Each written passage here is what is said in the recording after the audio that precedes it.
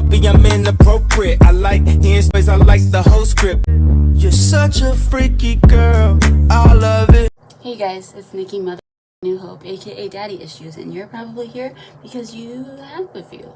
And fun fact, actually really fun fact, is I don't know what this little dot is on my screen. You probably can't see it, so whatever.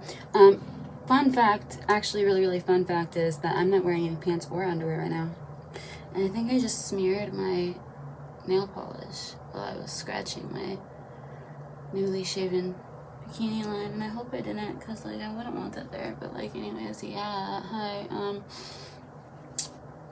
Table for one.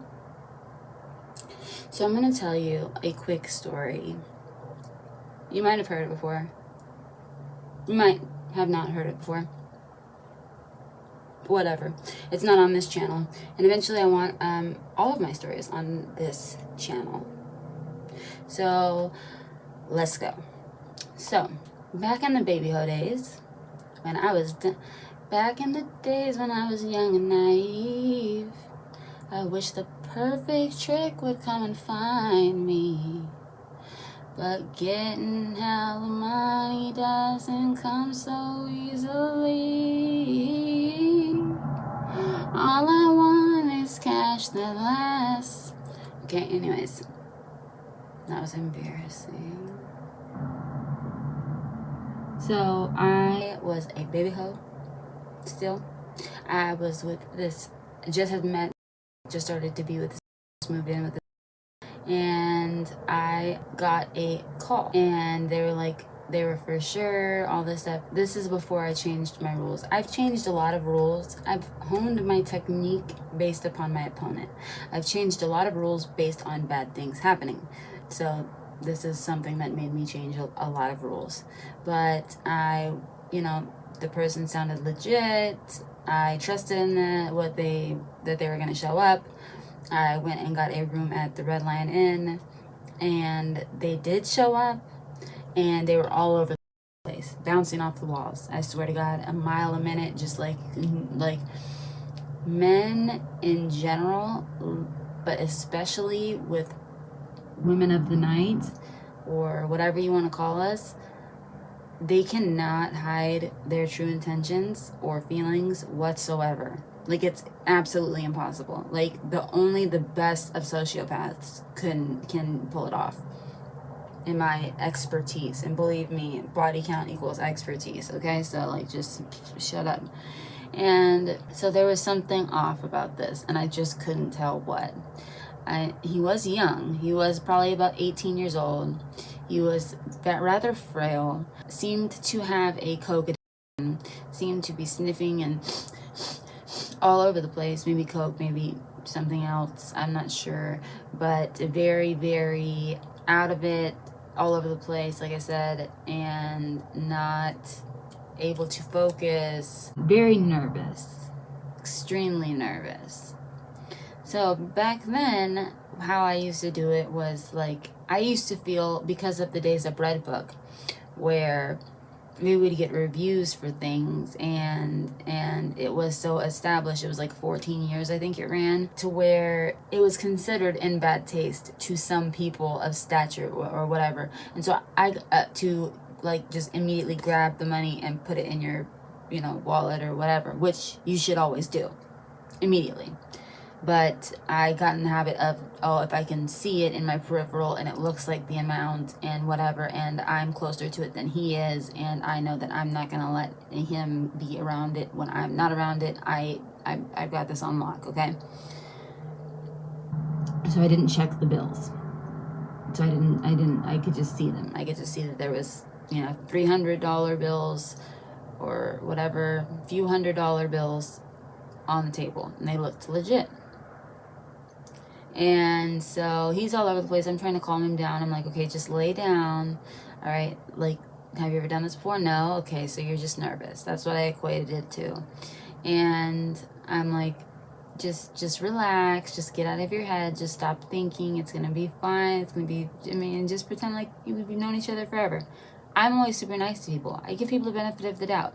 I shouldn't all the time, but I do. And he's like jaw jacking, grinding his teeth, which is whatever. I wouldn't normally care if he didn't do what he was about to do next. So he's like, okay, yeah, let's get into this then. He takes off his pants super quick and he's like, yeah, you want to, and then I'm like, you need to put one. And he's like, oh man, seriously? And I'm like, yeah, I'm gonna put one on you. And he's like, no, come on, baby, I'll give you another $100. And I'm like, no, I don't give me another $500. You're gonna wear this, and if you try to slip it, I will kick you in your butt before I escort you out the door. There's a phone right there. Don't play with me. Like, this is when I'm starting to get a little bit irritated and the sense that something is off with this guy big time. And he's like, okay, like as if I offended him. So at this point I'm just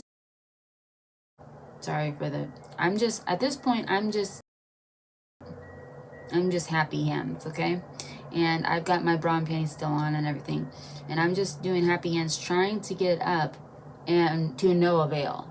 Nothing was working. No soldiers were hutting, no balloons were blowing up, no rockets were flying, no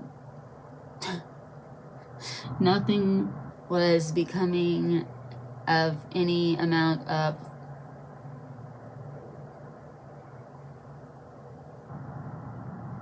stick likeness, flaccid as ever, and which made him even more frustrated and nervous, but not much. He was already level 11 out of 10. So I'm like, okay, so obviously you must have been doing drugs or whatever. That wasn't why though. So in the middle of this, my telephone in the room rings. If it was just my cell phone, it would have been on silent. I wouldn't have heard it, whatever. So I wouldn't have known either way. But my telephone in the room rang. So I'm like, oh shit, it must be the front desk or something. Let me make sure like everything's okay, because I don't want them coming up here and then having you fucking spinning donuts goddamn mile a minute on the fucking bed like a crazy person, and me trying to explain what the fuck is going on here. Even though Red Lion was super cool with me, I still just didn't want to have that interaction, okay? So I answer the phone. It's Roman. Roman always knew where I was at. I don't know how. He just always did. And then he would always be able to get the telephone operator people with whatever story he came up with to get to my room, to get the phone to ring. And I'm like, okay, hey Roman, like, what? I'm in a session right now. What do you want? And he's like, hey, are you coming over after this? And I'm like, yeah, I will. Let me get rid of first, like, and then I'll come through. Mind you, waiting in the parking lot because I was just gonna do this call and then leave. And I did have a car at the time, but I didn't want to drive. Something we were gonna get lunch afterwards. I don't remember. And while I'm on the phone with Roman, I look down at the money because I'm like on the table, just bent over, just like, okay, yeah, like I'm gonna come over. Don't worry, you'll see me in a little bit. And I look down at the money and I'm like, this mother. And Roman's like, what? And I'm like, this. And I look up at him. Sorry, mother. And Roman's like, what happened? And I'm like, I'm gonna have to call you back. If I don't call you back, you're gonna have to bail me out of jail. Goodbye. I hang up the phone and I look at him, and he's now backed up, like scooted back all the way up on the bed, still naked for some reason. I would have started putting my clothes on by then. Scooted all the way back to the backboard, like as if, I don't fucking know, dude, like weird. Like almost cowering, like does she know or does she not know, or like why is she saying that, like in his little drugged out brain. And I'm like, hey, I'd start putting my clothes on if I was you. You gave me fake bills? And he's like, what are you talking about? I didn't give you any fake bills. I didn't give you any fake bills, as he starts pulling his pants on. And I'm like, listen, check it out. I lay my out for a reason every single time the same way. I take anything I take off, and I wear the absolute minimum, okay? So anything I take off, I lay out in exact order of how I'm going to put it back on in the right out, in right side out with, facing the right way, all that shit. So all I had was socks, leggings, sports bra, sweatshirt, shoes. That's it. So I'm like, don't think you're going to beat me out the door. You just took advantage of my time. You took advantage of my room. You took advantage of me actually spending time with you, touching you at all for any amount of time. You wronged me. I feel like the R word. Like, you're running all your where's your car? You're running all your and ghetto for running all your shit means like you're giving me anything that's in your car at value. I don't care what it is and how much it values. I don't care if it's $5,000 worth of shit. You're giving all of it to me because you fucked up. And he's still talking, just yammering on about, oh, I didn't know that was fake. I sold something on Craigslist. No, you're full of. Where's your car? Where's your car? I get dressed lickety split. I'm just like, boom, dressed. And I'm like, and he's still trying to pull on his pants. And I'm like, so now what are you going to do, You're not going to run from me. And I'm like, you get my cell phone? I call. This just tried to give me 3 fake $100 bills. Can you pull up right now, leave the car running, and get out and get we only had a bat, okay? I wasn't that gangster yet. I didn't have no nothing. Like, I was just a baby, hoodlum. And I knew that there was no cameras in Red Lion parking lot or anywhere around there. There was no cameras. I knew I was good, A-okay. I knew I owned that joint. He didn't know I owned that joint, but I was like the mayor of that bitch, okay? The housekeepers would wave at me, hey, mayor, fucking New Hope. So he starts giving me some story about all kind of different stories, and he's like, and I didn't even drive here. And I'm like, you got here somehow. So where's your friend waiting at, or where's your car? Let's go, because I'm not going to stop following you. I'm going to follow you until you get tired and you just lay in the middle of the road and hopefully a car crushes you. I'm not going to stop. Don't think I'm going to stop. And it's going to slowly follow us in the car the whole entire time because we are on foot. And you're not getting in any car unless you're running your shit. Trust and believe that. And so out and he has the bat and he's like intimidating him and stuff. And then so he calls his friend, and his friend pulls up in a brand new big ass truck and is like, what's the problem? I'm like, shut the truck off now. And while I'm saying that, notices a pocket knife in dude's waistband, and so he comes from behind him, grabs the pocket, and then I'm like, he's like, well, what's the problem? And I'm like, you know what the problem is. Give me all your fake bills. You're not playing this on nobody else. Give them all to me now. And so he's like, we're sorry, we didn't mean to. Somebody gave them to us because we sold some weed and banned transaction. Not my fault, not my problem. You're up. I know you've done this more than once. You're never going to do it to a girl again because I'm going to scare the shit out of you right now. Open that fucking passenger door. You put your hands outside the window. And he put his hands outside the window, and I was like, if you make one fucking false move, dude, I'm going to scream so fucking loud. Like, I don't give a fuck, because in my mind, it pretty much did. And so I'm like, go through the truck and see what's in there. So he starts going through the truck. He finds a speaker. He finds a laptop. He finds a couple cell phones. He finds the rest of the counterfeit money.